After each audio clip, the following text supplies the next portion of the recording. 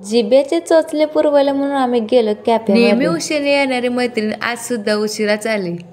आल्यावर काय काय मागवायचं याचा हिशोब चालूच होता. बघू शकता तुम्ही 2 दिवस जेवलेलं नाही ते.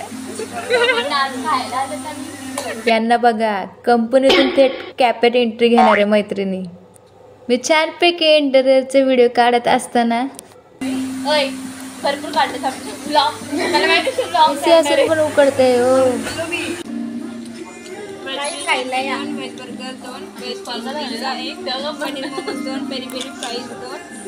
पहिलं आलं प्लेटमध्ये फ्रेंच फ्राईज, मग सँडविच, मोमो, बर्गर असं बरंच काय खाल्लं.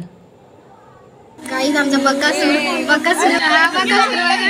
हिला नको म्हणते ती. मला पण काहीच खात नाही.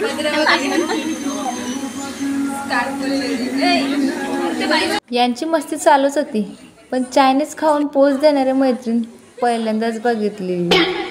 समधी बकासूर बाहेर असताना मला सुद्धा बाहेर निघावं लागतंय. युद्धाच्या आधी आणि युद्धाच्या नंतर सुद्धा हिशोब चालू होता. चला रे जावा.